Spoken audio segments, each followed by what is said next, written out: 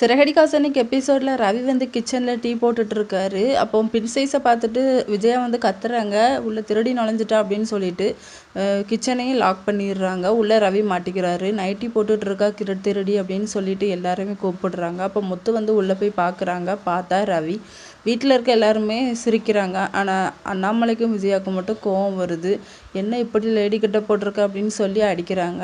அப்போ ஸ்ருதி உள்ளேருந்து வராங்க. என்ன நீ ஜென்ஸ் கிட்ட போட்டிருக்க, என்னடா அவங்க 2 பேருக்கும் ஆச்சு அப்படின்னு சொல்லி விஜயா கேட்கும்போது, இல்லை ஆண்டி சும்மா ஒரு ஃபனிக்காக பண்ணோம் அப்படிங்கிற மாதிரி சொல்கிறாங்க. இது ஒரு ஜாலியா அப்படின்னு சொல்லிட்டு திட்டிட்டு போயிடுறாங்க. இனிமேல் இப்படி பண்ணக்கூடாது அப்படின்னு சொல்லிட்டு. அப்போ அண்ணாமலைட்ட இல்லை அங்கிள் சும்மா தான் பண்ணோம் அப்படிங்கிற மாதிரி சொல்கிறாங்க. எதுனாலும் உங்கள் ரூமில் வச்சுக்கோங்க, வெளியே இப்படிலாம் நல்லா இல்லம்மா அப்படிங்கிற மாதிரி சொல்லிட்டு போயிடுறாங்க.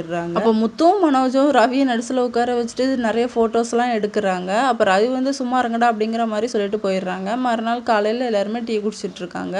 அப்போ முத்துக்கிட்ட அண்ணாமலை சொல்கிறாங்க, நாளைக்கு என்ன நாள் அப்படின்னு சொல்லிட்டு. இவன் ஓடி போன நாள் தானே அப்படிங்கிற மாதிரி சொல்கிறாங்க.